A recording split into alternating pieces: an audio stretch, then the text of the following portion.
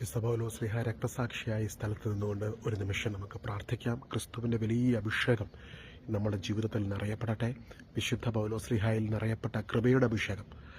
ഈശോ പൗലോസ്ലീഹ തളർന്നിരുന്ന സമയത്ത് പൗലോസ്ലീഹയോട് ഈശോ പറയുന്നുണ്ട്, നിനക്കെൻ്റെ കൃപ മതി, നിൻ്റെ ബലഹീനതയിലാണ് എൻ്റെ ശക്തി പൂർണ്ണമായും നിന്നിൽ നിറയപ്പെടുന്നത്, ആവസിക്കുന്നത്.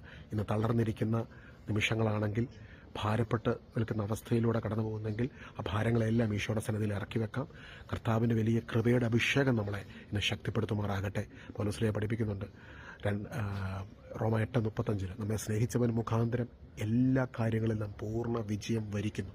നീറോ ചക്രവർത്തിയുടെ വലിയ ഭീഷണികളുടെയും റോമ സാമ്രാജ്യത്തിലെ ചക്രവർത്തിമാരുടെ ഭീതിജനകമായ അവരുടെ അക്രമങ്ങളും ഭീഷണികളുടെയൊക്കെ മുൻപിൽ ക്രിസ്തുവിൻ്റെ സ്നേഹത്തിൽ നിറഞ്ഞുകൊണ്ട് ക്ഷമിച്ചുകൊണ്ട് അവരെ അനുഗ്രഹിച്ച് പ്രാർത്ഥിച്ച വിശുദ്ധൻ, അങ്ങനെ ഒരു വലിയ സമൂഹത്തെ ക്രിസ്തുവിലേക്ക് നയിച്ച വിശുദ്ധൻ നിറയപ്പെട്ട യേശുവിൻ്റെ അഭിഷേകം, കൃപയുടെ അഭിഷേകം നമ്മുടെ ജീവിതത്തിൻ്റെ എല്ലാ മേഖലകളിലും നിന്നും നിറയപ്പെടുമാറാകട്ടെ, ഇപ്പോഴും എപ്പോഴും എന്നും എന്നേക്കും. ആമേൻ.